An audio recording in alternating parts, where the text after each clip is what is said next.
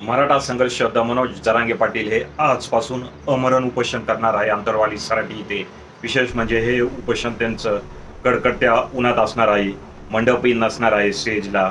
त्यामुळे एवढ्या 40 डिग्रीच्या टेम्परेचरमध्ये ते उपोषण करणार आहे. काल हे उपोषण होऊ नये यासाठी सरकारकडून एक समिती पाठवण्यात आली होती, ज्यामध्ये राधाकृष्ण विखे पाटील तसेच प्रसाद लाड होते. ज्यामध्ये राधाकृष्ण विखे पाटील यांचं म्हणणं आहे की आमच्याकडनं विलंब झाला हैदराबाद गॅजेट अनुसार प्रमाणपत्र वाटप करण्यास, तसंच अधिकारी आमचं ऐकत नाही, मी त्वरित मुख्यमंत्र्यांसोबत बैठक बोलवतो. राधाकृष्ण विखे पाटील हे सरकारमध्ये एक मंत्री आहे आणि त्यांचं जर अधिकारी ऐकत नसतील तर काय म्हणावं लागेल की हे सरकार एक ढोंगीपणा करतं, फक्त आश्वासन देतं की हैदराबाद गॅजेट अनुसार मराठा आरक्षणाचं प्रमाणपत्र वाटप करण्यात येईल, परंतु अजून तसं काहीच करण्यात आलं नाही. त्यामुळे सरकार फक्त वेळ काढूपणा करतंय असंच मला वाटते. तुम्हाला काय वाटतं याबद्दल कमेंट करा.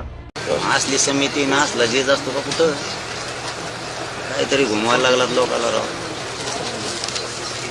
बर असं नसतं चालत. नाही जमणार तुमचं माझं साहेब, मला मी उपोषण करणार. चल बर निघा, जा तुम्ही बी सुखासुखी. तुम्ही माझ्या समाजाचे करू द्या मला उपोषण.